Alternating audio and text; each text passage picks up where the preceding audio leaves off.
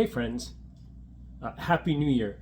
It's a couple days after the first of the year and I wanted to make this video sooner, but I had a little bit of cold between Christmas and New Year. So here we are. Keep in mind, when we talk about gear, it is a very personal decision based on a lot of variables. Some of those variables are just what's your personal preference as far as shoes and clothing and accessories and those kinds of pieces. Some folks really want to go as light as possible and they'll spend the money and the inconvenience to hike without so that they could have as little as possible. And some of the other extreme, they just want to take a little bit of everything with them and hike heavy. For me, I find something in between. I don't want a lot of heavy gear, but I also want a few comforts from home, because for me, the hike is more than just a physical adventure. It is also a mental and a spiritual. And so there's this balance between lightweight and physical and having a few comforts, a few things that maybe remind you of home or normality that help you with the mental game to continue for the whole 5 to 7 months that you're on the trail. So for me, I'm trying to find that balance. Today's a perfect day for me to share with you my gear list. It's a little snowy outside and cold down into the teens. I got a fire going in the wood stove. And so I'm going to go through my gear with you today. So it's warning, a little longer video than I normally post, but I want to present these things to you and tell you why I chose them. I've already had a few videos that showed you my sleep system and my outer layers, my cold weather gear, and I'm not going to go through those in detail, just by way of reminder. I'm using the 6 Moon Design Trekker tent with a Tyvek ground cover underneath it. I'm using the big Agnes Rapide SL as a sleeping mat, and I'm using the Nemo Riff 15 degree bag for my sleep system. And then for my outer wear, I have a merino wool base layers, the 200s from Icebreaker. I have the Light Heart Gear fleece hoodie. I have a puffy made by Bass Company. Those are all things that I shared with you in other videos. If you're interested in weights and looks and all that kind of stuff, feel free to go back and watch those. So I'm going to break up this video by just group, so that if you get bored or tired and you want to jump to a different group, by all means. So let's begin. So let's start off with the gear by my backpack. I've hiked for about 10 years now, and I've used a lot of different packs, but for the thru-hike, I have chosen the Durston Kakwa 55. I picked it because it's made of the lightweight Dyneema type waterproof material. Big pockets all around it for holding stuff, but it also has a little bit of a frame in it to give it support, which was important to me over some of the other Dyneema bags.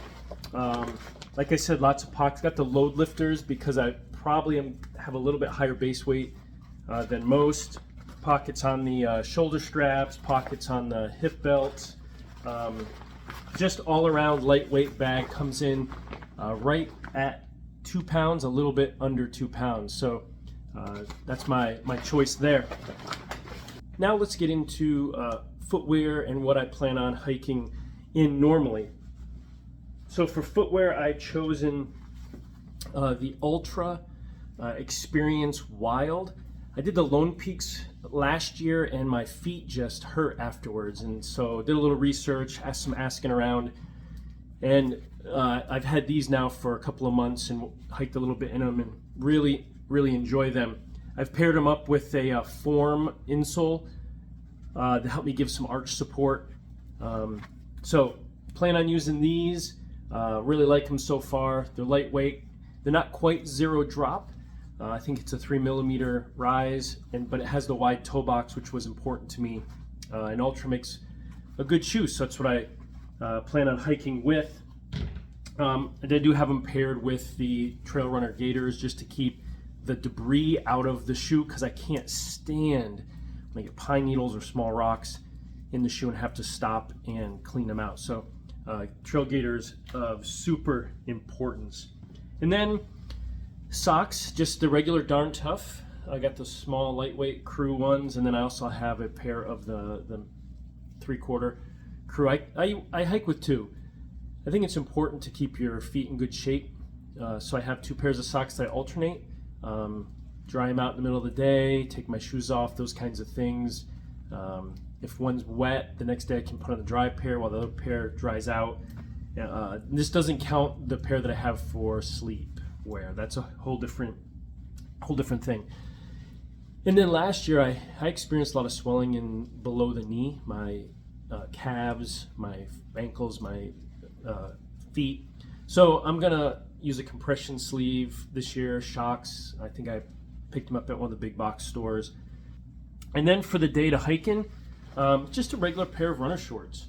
You can get these at any of the big box stores as well.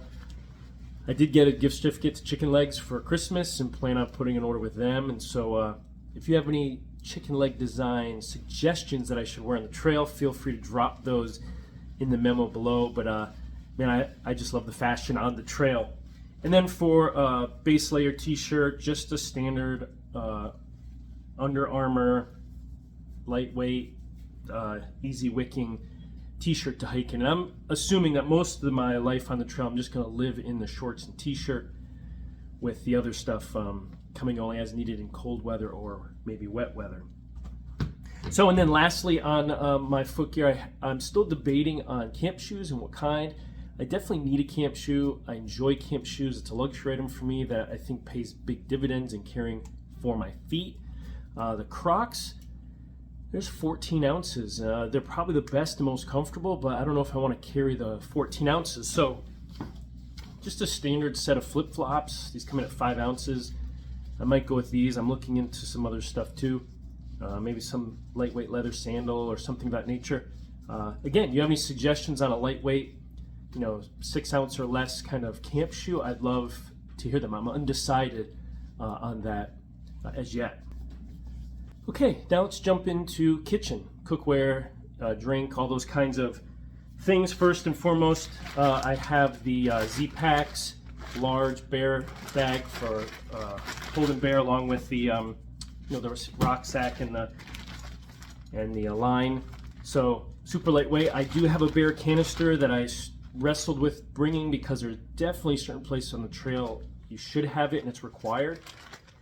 Just it weighs a lot of extra weight, and I didn't know if I wanted that for the whole trip. So I ended up going with the Zpacks bear bag hang kit. Water filtration, went with the Sawyer mini squeeze. It's upside down for you. There you go, Sawyer mini squeeze. I got the little coupler that goes on her so that I can put it on a C-Knock bag. This is a 2-liter bag. I think this is going to be enough for me. But pairing these two up, and then I'll bring a smart water bottle. This is a Gatorade one. It's the same size and dimensions on the thing.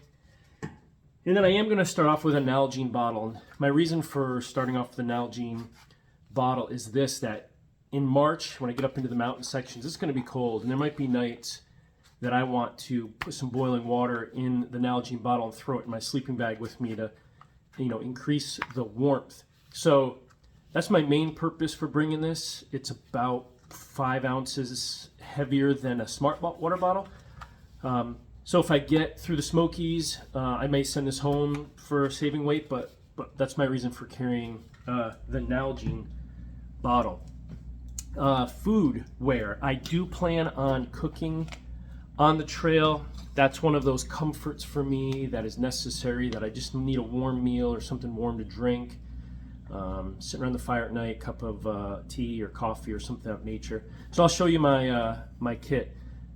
The long-handled Tokes spoon, titanium, necessary, like every hiker on the trail probably has. And then I have the titanium 750 milliliter pot. This is not from Tokes. I found this Titan Mania on Amazon, Japanese company, and it was half the money. So, but it handles, lid, pops up just like standard things. And then I have the MSR pocket rocket, probably like most hikers do. I do have a lighter weight version that again is titanium. It's about half this size, but it uses a lot more fuel than this and is not very effective when it's breezy. And this is a lot better than that. So Bic mini lighter, because you got to light it somehow. I also in my kit have a silicone 9-ounce silicone food safe bowl, and I can use this to drink out of, eat out of. It fits right in the cup nicely. I also have a fuel transfer valve. Every hiker box is full of half-used fuel canisters, and I can use this to fill up my canister on a regular basis and maybe save some money there. I do keep as well a little scouring pad just for cleaning. Just cut it off. This weighs almost nothing. And lastly, just a micro towel for drying stuff off. And I can use this not only for the kitchen, if I'm washing dishes. I use it if my tent gets wet inside. If it's raining and I set my tent up, it gets wet inside, I can dry it off with this. If I take a backcountry shower, I can dry off with this. So it's useful in that way in a lot of different ways. And then it all just fits back inside the cover. So everything works really, really good in that instance. I'm also going to carry a Victorinix, basically Swiss Army knife.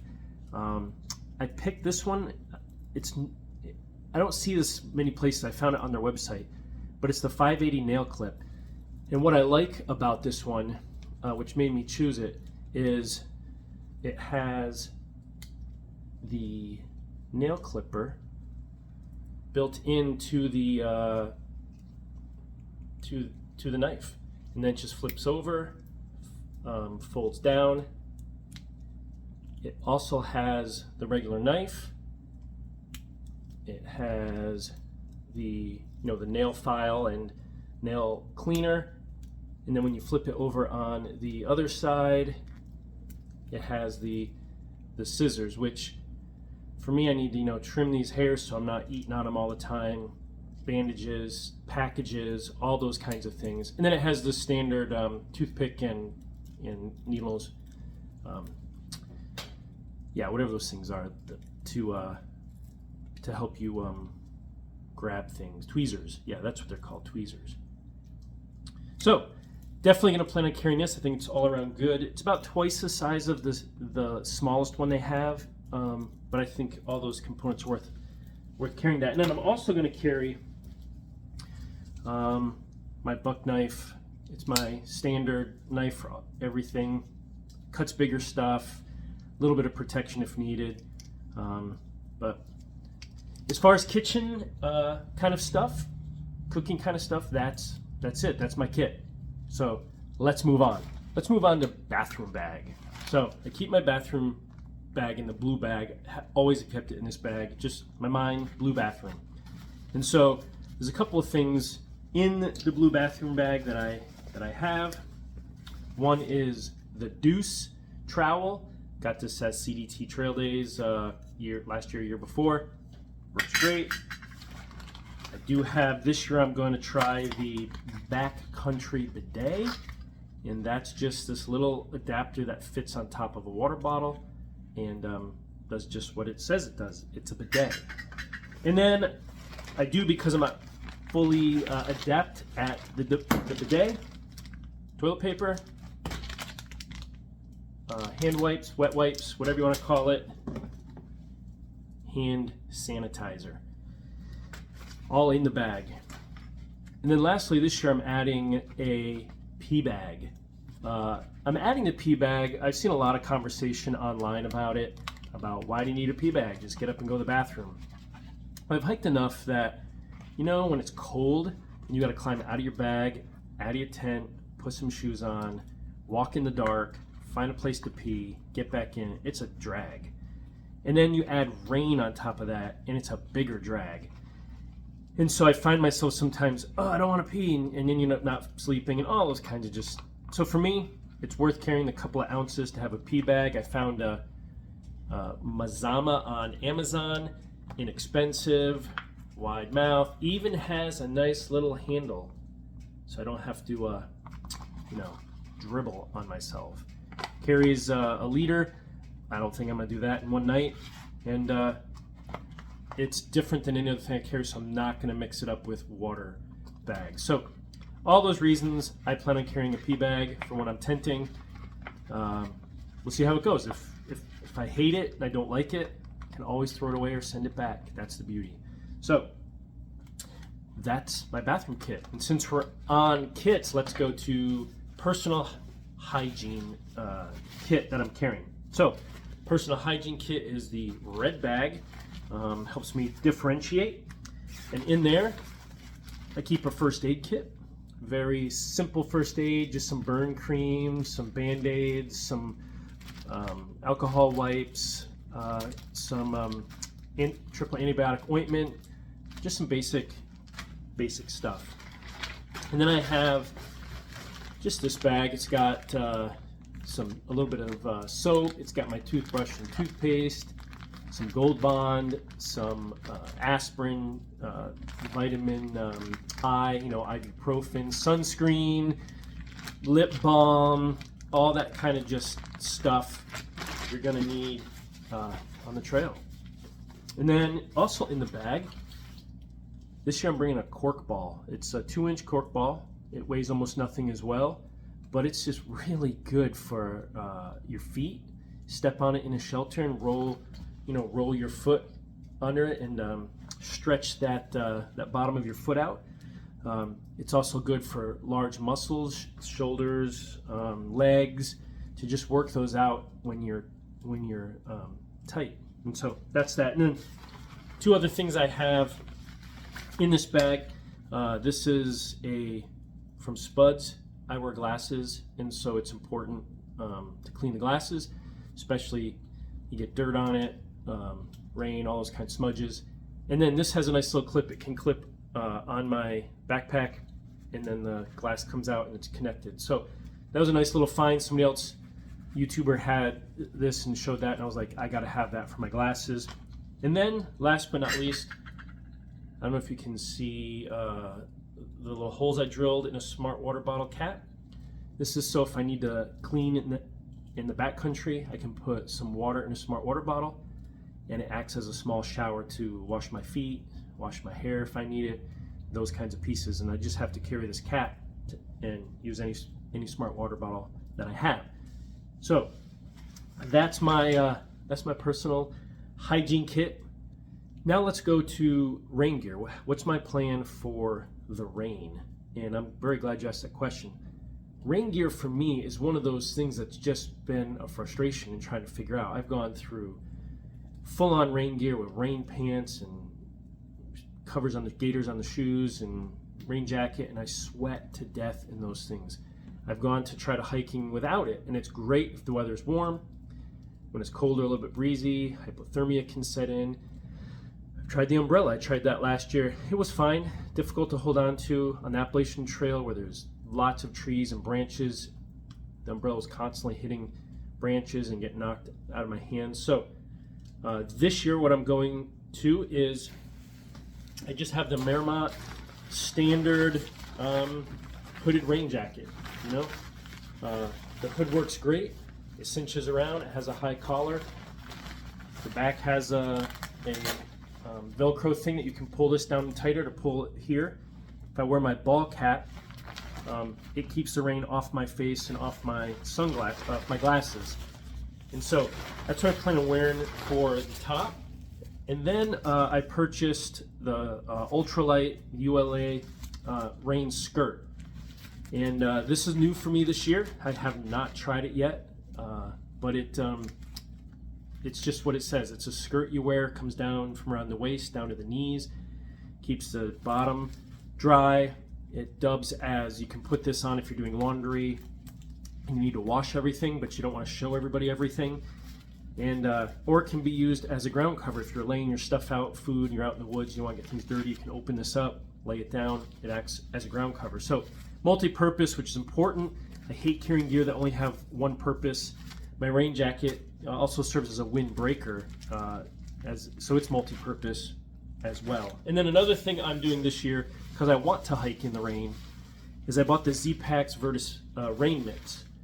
And these can go right over your gloves in the winter if it's cold, or you just put them on and hike in the rain with just the way they are, and it keeps the wind off, the rain off, and hopefully keep you warm. Because I find in the spring and in fall, if you're hiking and it's raining and the wind is blowing a little bit, man, the rest of you is fine, but your hands are freezing. And so I'm hoping for that changes that. So that is the rain gear. So that's the rain gear plan. Let's go to electronics and what I'm bringing for electronics. First, for the headlamp, I'm using the Black Diamond Spot 400.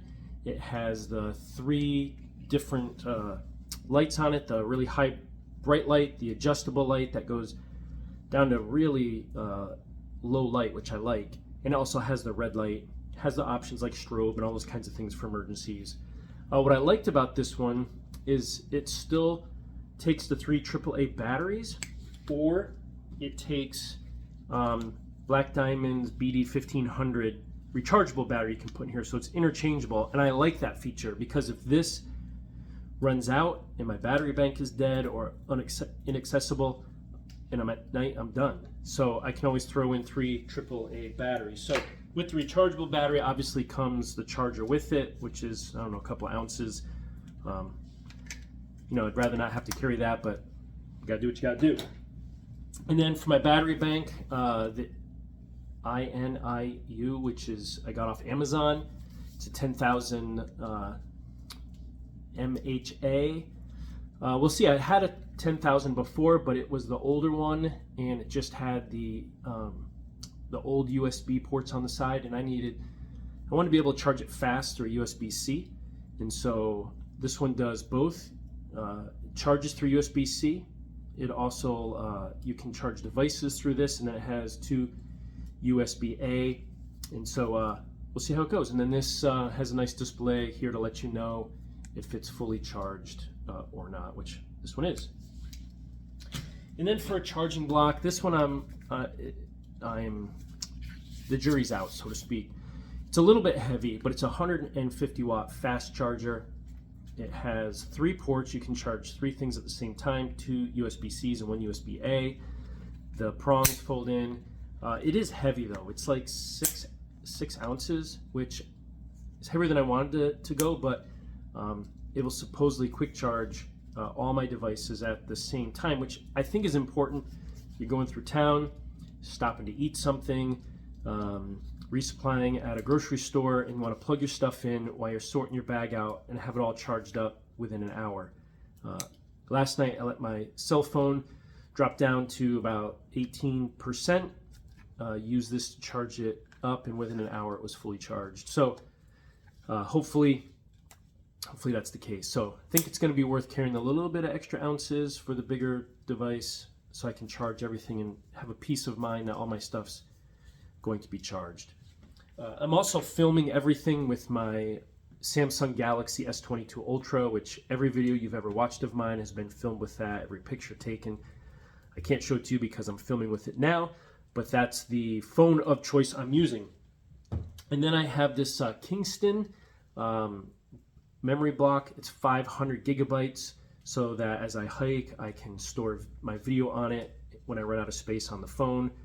And it's super lightweight. It has a little shot case, so if it gets dropped, I think it's going to be awesome. And then lastly, I'm using the Shocks Open Pro, I think they're called, whatever. But I can't stand earbuds.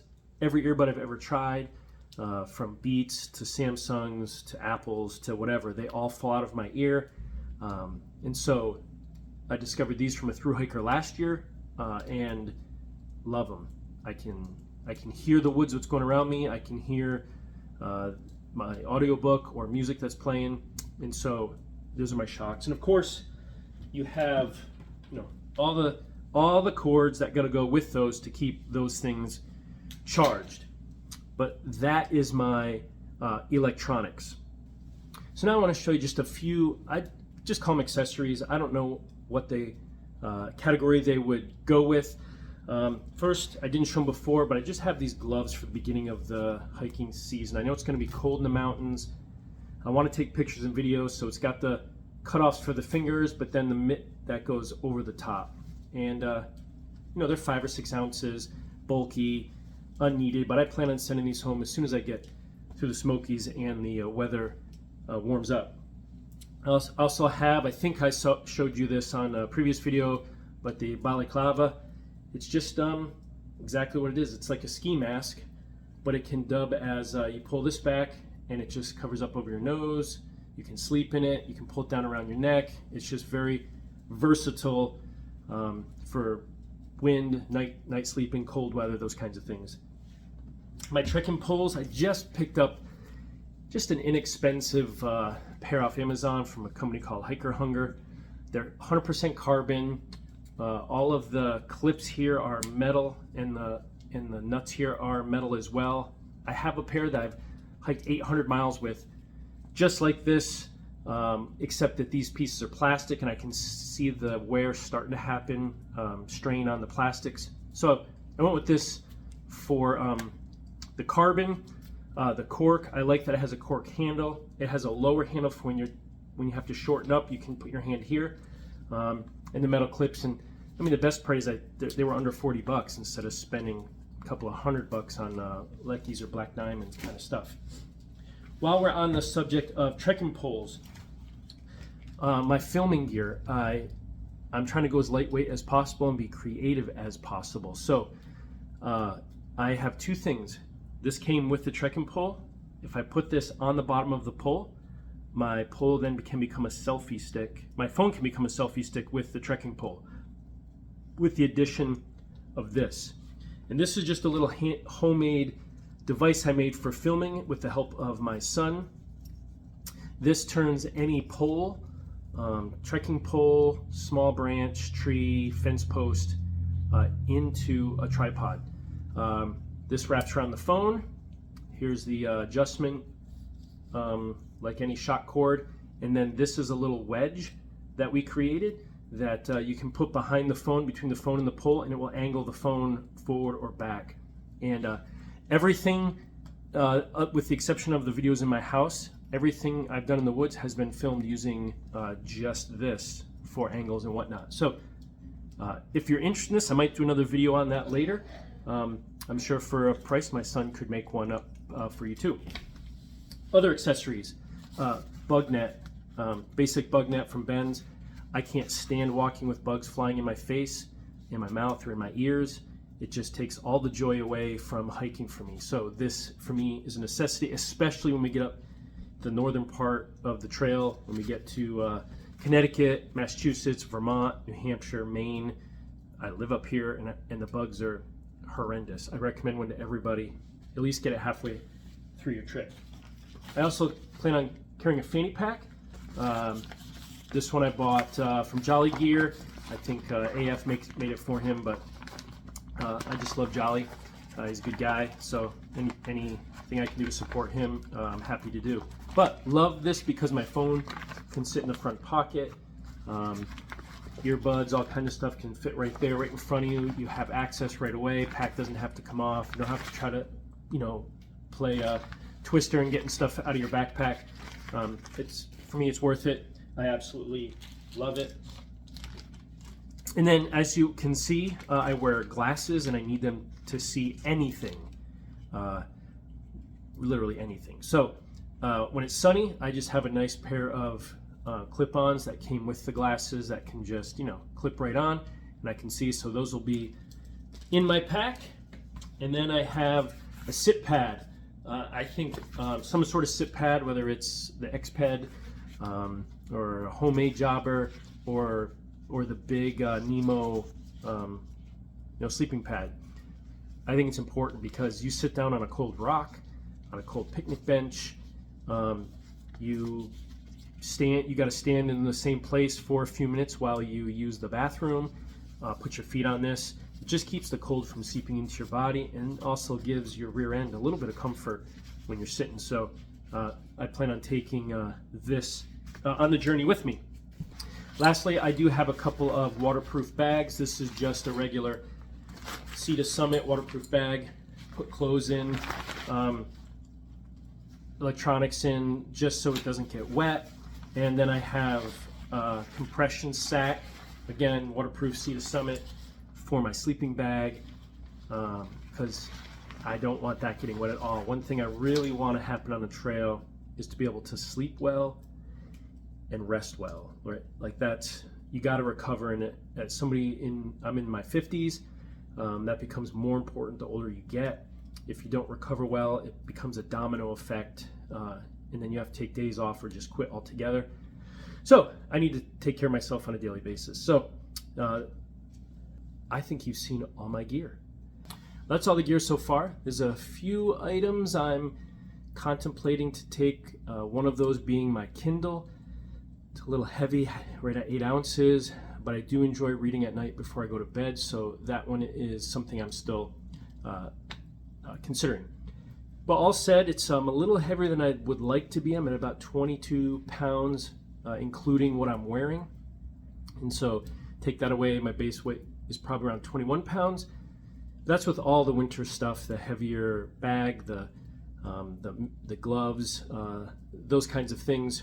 And so I'll switch those out when the weather gets better. But in the whole realm of things, 21 pounds is not terrible. I know there are other people out there, you know, around the 14 to 16 pound range. But for me, like I said at the beginning of the video, there's this balance between ultralight and comfort and the mental effect that has on somebody. And so for me, I think I have found that right balance. We'll see. The hike will tell. And so I am super excited to get this stuff packed up. I'm ready. Now I'm starting to plan ideas for menu. I went down to the local Dollar General to see what they regularly stocked, make some menu plans and ideas. I'm also going to be creating a video on other preparedness, like relationally, spiritually, because this is a spiritual journey as well. And so I don't want to be prepared just physically with gear and food, but I want to be prepared in my relationships back here at home. I want to be prepared spiritually. I want to be prepared mentally so that when I hit the trail, I'm able to enjoy it and get out of it what I hope to. And so I hope you'll stick around for those videos. I appreciate it. If you like what you're seeing and hearing, like and subscribe. If you got any questions or other videos you'd like me to make, feel free to leave those in the comments below. Otherwise, we'll see you next time. Take care.